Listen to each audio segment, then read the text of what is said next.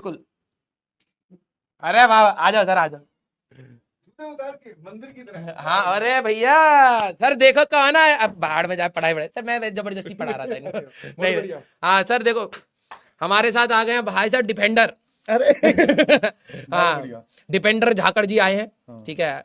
और सर बच्चे कुछ हाँ। बताओ इनको यार, क्या? जीवन के बारे में कुछ। जीवन में देखो बेटा, आप चाहे कितनी भी मेहनत कर लो, डिफेंडर नहीं कमा पाओगे। जितनी भी अरे कमा पाओगे बिल्कुल। मैं एक हाँ। सिंपल सी बात बताता हूँ, अगर मैंने ली ना, मतलब अगर मैं खरीद पा रहा हूँ, हम्म, तो आप में से हर कोई खरीद पा रहा है। मेरे को दिला दो एक। अरे ये तो क्या है भाई साहब, एक नंबर का कंजूस आदमी है ये, बिल्कुल पैसे नहीं खर्च करते तो क्यों करने हैं खर्च, हैं। क्या मजा आ रहा है बस गाड़ी में बैठ के। इनसे कोई भी बात पैसों की छेड़ लो, फिर ये पता है दूसरे रास्ते पे चले जाते हैं। जैसे जो जैसे अभी अभी अभी जिस रास्ते पे गए, क्यों खर्च करने हैं, तो बताओ, उसमें अलग से क्या हो जाएगा। 4 दिन मजा आएगा।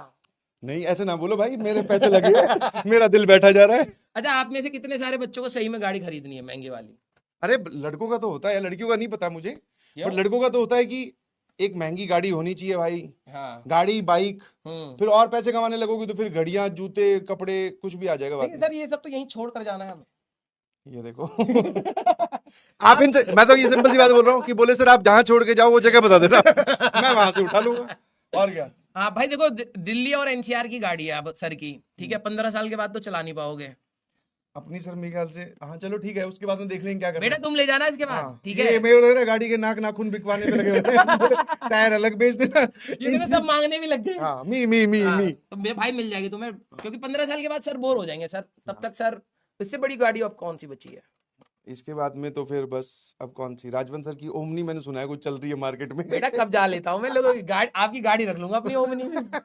बच्चे कह रहे सर आपके ऊपर तो ओमनी सेट रहेगी, हाँ क्योंकि आप किडनैपर टाइप पे लगते भी हो। हाँ, बोले सीधा गेट खुला सीधा अंदर आदमी। हाँ।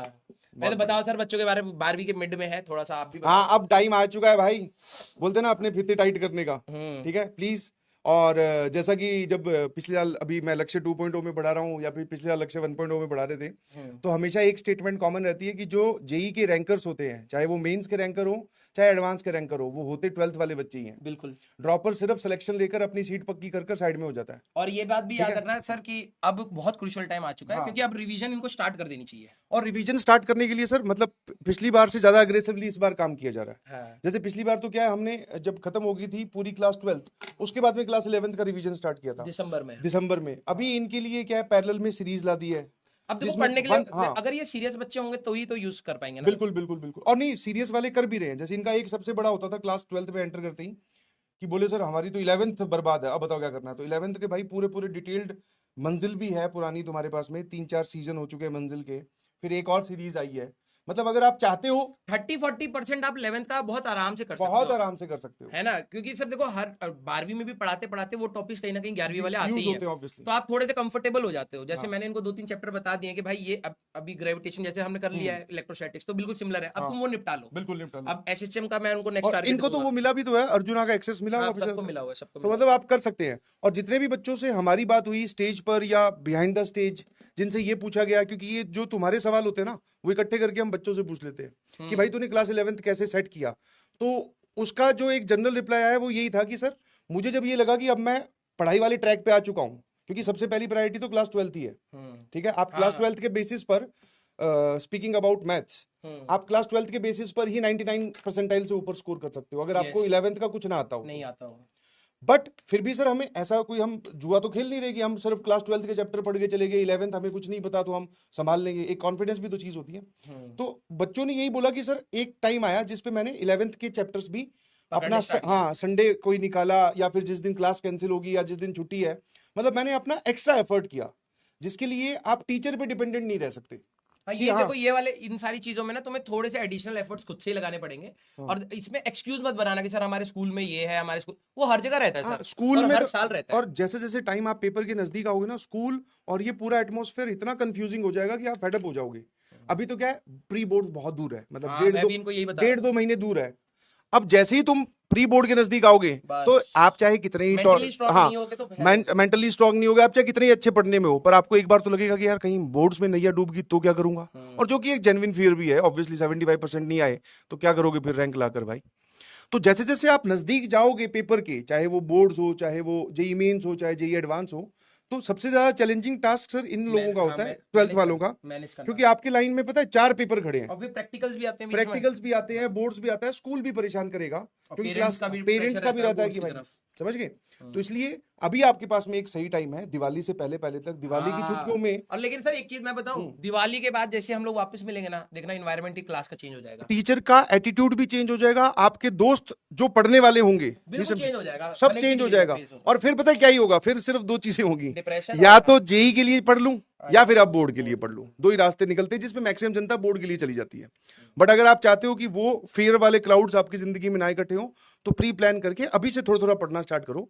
अगर आपने क्लास 11th के पर सब्जेक्ट 2-2 3-3 चैप्टर भी कर लिए ना, अरे बहुत हेल्प हो जाएगी, कॉन्फिडेंस आ जाएगा। नहीं है ना यार ये बात, कॉन्फिडेंस मैंने इनको ये बात बोली कि सर आप 12वीं 50% है, एटलीस्ट वो पकड़ लो हर सब्जेक्ट की, और 11वीं के कुछ कुछ चीजें 30 हाईएस्ट वेटेज वाले में इजी पार्ट भी आते हैं, वो भी अगर आप दिसंबर का टाइम अगर इनका बचा रहा ना, तो ही तो आप रिवीजन कर पाओगे, नहीं तो आप 12वीं करते रह जाओगे।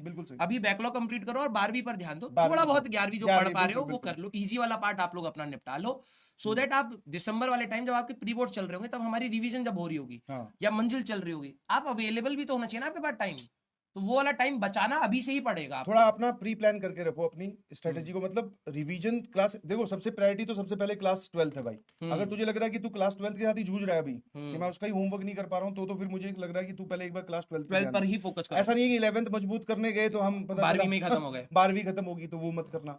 बट हाँ, आपको लग रहा है कि मैं डिसेंटली मैनेज कर पा रहा हूँ, क्योंकि देखो जेई में एक और भी होता है कि देयर इज नो अपर बार, जैसे बोलते हैं ना सफिशिएंट, आप कितने सवाल सॉल्व कर लो, कुछ उसका अंत नहीं है। हाँ, कोई नहीं है। बट अभी आप लोगों के लिए एक सबसे बढ़िया चीज पता है क्या है, कि आप लेक्चर अटेंड करो, नोट्स बनाओ और पीवाईक्यू सॉल्व करो और आगे बढ़ जाओ। ज्यादा उसमें हीरो मत बनने की कोशिश करो कि मेरा यार ये चैप्टर तो मैंने इसमें 100 सवाल कर लिए, अगले में मैं 200 कभी भी आपको ना मतलब फुलफिलमेंट देगा ही नहीं। वो एक ऐसी चीज है कि जब आप करने लगोगे ना, आप अगर आपके पूरे सिलेबस में एक ही चैप्टर होता ना, पूरे 1 साल करने के बाद भी आपको फुलफिलमेंट नहीं आता। और इतने क्वेश्चन है यार, इतने क्वेश्चन है। और दूसरा, कोई भी जो पेपर बना रहा है वो आपके सामने वो सवाल भी रख सकता है जो आपको हवा भी नहीं लगेगी कि इस चैप्टर का है क्या, समझे।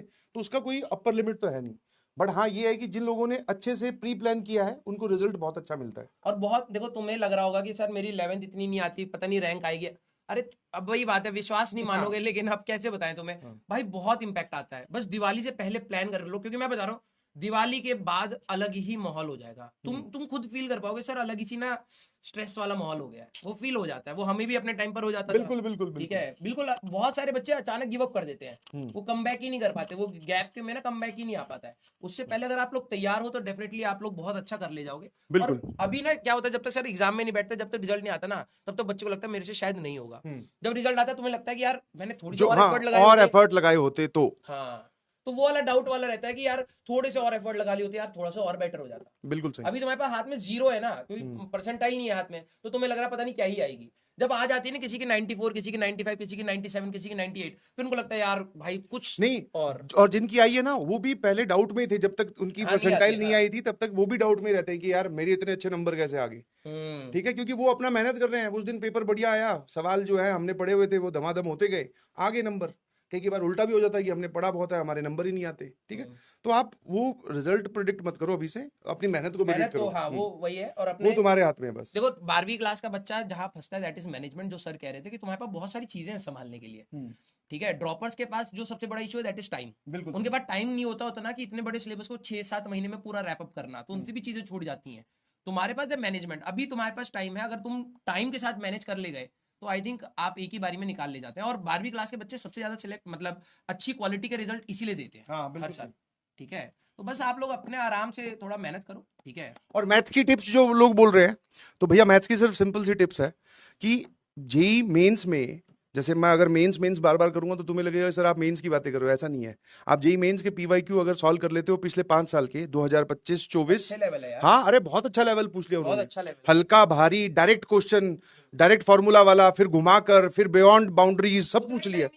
आप उतना अगर कर लेते हो तो that is more than sufficient. ठीक है, 100-150 सवाल है, अरे बहुत है सर, बिल्कुल सही। ये क्या था, प्रमोशन? प्रमोशन फ्रीडम सेल की थी वो, बहुत बढ़िया, जा चुकी है, वो लगी हुई थी। सही है, बता आखिरी दिन बताया था, मैंने कहा कोई नहीं। ठीक है, बाकी सब ऐसे ही चलता रहता है यार, हर बार सबके साथ कंफ्यूजन रहती है, बट सेलेक्ट हो जाते हैं। लेकिन एक बात बोल रहा हूँ, कोशिश करो कि इसी बार निकल जाओ, क्योंकि ड्रॉप कई बच्चे ना कहते हैं सर ड्रॉप ले लूंगा तो क्या होगा, अच्छा होगा। एक बार बता, जब इतना तुझसे आसान नहीं है। जब अभी तेरे को 2 महीने पढ़ने से काम चल जा रहा है तेरा, तो उसके बदले में 8 महीने पढ़ने वाली कौन सी गणित, वो बोलते हैं कौन से बनिए वाला हिसाब है कि तू 2 महीने नहीं पढ़ सकता बट अगले साल 8 या 10 महीने पढ़ लूंगा सर। हाँ, ये मतलब सही तू ही बात तो है, तू इतना थोड़ी बदल झूठ गया। बोल रहा है अपने आप को तू। और शुरू में चल थोड़ा मोटिवेशन आ भी जाता है कि भाई इस बार मेरा गलत हो गया, मैं इस बार बदल दूंगा। वो मोटिवेशन एक हफ्ते में गायब हो जाएगा भाई, फिर यही हालत हो जाएगी जो अभी और तेरी है। जो तुम पढ़ रहे हो ना अभी, उसकी दोगुनी स्पीड से पढ़ना है। हाँ, दोगुनी स्पीड से पढ़ना है, सेम चीजें पढ़नी है। अंदर से तेरे भी 50 बार ये आ रहा होगा कि यार पिछले साल ही पढ़ लेता, वही फॉर्मूले हैं, वही सवाल है, एक आधा कोई नया सवाल आ गया, कॉन्सेप्ट नया नहीं आएगा, सवाल की बस डाटा नया हो सकता है बस। और याद रखना बेटा 100% तैयारी कुछ नहीं होती है, कुछ चीजें हाँ, छूटेंगी। और सबकी हाँ। छूट वहां पे, ये थोड़ी कोई इंटरव्यू थोड़ी ले रहा है कि हाँ भाई एक फिजिक्स का कमरा है, एक केमिस्ट्री का कमरा है, एक मैथ्स का कमरा है, तीनों में जाके आना है, कि वो तो कुछ भी पूछ लेंगे, कुछ भी थोड़ी पूछेंगे। आपकी चीजें छूट भाई, जब मैं अपनी तैयारी करके गया था तो मेरे से सब बहुत बड़े बड़े टॉपिक छोड़ के गया था। मैं तो पूरी केमिस्ट्री छोड़ के गया था, ऑल्दो उसका नुकसान हुआ क्योंकि वो केमिस्ट्री में जो इंडिविजुअल कट ऑफ होती है वही मुझसे पार नहीं हुई। ठीक है, तो अब मैं, अब चाहे कहीं पर भी मैं अपने आप को प्रोजेक्ट करूं कि भाई मैं पढ़ने में बहुत अच्छा था, मेरी मैथ्स और फिजिक्स बहुत अच्छी थी, बट अल्टीमेटली क्या काउंट हुआ कि सिलेक्शन तो नहीं हुआ ना मेरा जेईई एडवांस में, नहीं समझे? तो वही है कि आप, ऐसा भी नहीं है कि आपको अगर मैथ्स अच्छी लग रही है तो भाई साहब दे मैथ्स नहीं, सारा दिन पढ़ तो रहे हैं। एडवांस का खेल बहुत अलग है भाई। आप देखो मतलब इसमें है कि आपको सब्जेक्ट की बैलेंसिंग भी चाहिए, सब्जेक्ट को इतना भी गड्ढे में नहीं डाल देना कि भाई साहब एक सब्जेक्ट, हाँ इंडिविजुअली तुम नहीं रह गए, और ये भी नहीं कि आप हर टॉपिक पढ़ने की कोशिश कर रहे हो एडवांस लेवल पे, नहीं, उसमें कुछ सिलेक्शन भी होना चाहिए। तो ये खेल ही ना सबको समझ नहीं आता है। अब वो ये है कि जो बच्चा प्रैक्टिस कर रहा है, रोज देख रहा है, पीवाईक्यूज देख रहा है, एनालाइज कर रहा है, वो इस खेल को समझ पाता है कि यार ये चीजें अगर मैं छोड़ भी दूंगा ना, इस चैप्टर की ये चीजें ज्यादा नहीं पूछी गई हैं, तो थोड़ा बहुत बेसिक अगर होगा तो ठीक है, नहीं तो कोई दिक्कत नहीं, मैं छोड़ देता हूँ। ये वाली चीजें भी आनी चाहिए एडवांस के लिए। आप 100% हर चैप्टर का, हर सब्जेक्ट का नहीं कर पाओगे, इतना स्ट्रेस नहीं झेल पाओगे। तो एडवांस के लिए कुछ चीजों के लिए आप रिलैक्सेशन ले सकते हो, लेकिन जेईई मेंस का खेल उल्टा है। फिजिक्स में, अब मैथ्स में, केमिस्ट्री में, सबका खेल उल्टा है, छोटे छोटे सवाल भी आते हैं, तो आपको वो चीजें भी ध्यान रखनी पड़ेंगी। ठीक है, और जब से ये शिफ्ट वाला पैटर्न हुआ है ना, तब से ज्यादा है, मैंने बताया। समस्याएं तुम्हारे लिए ज्यादा बढ़ गई।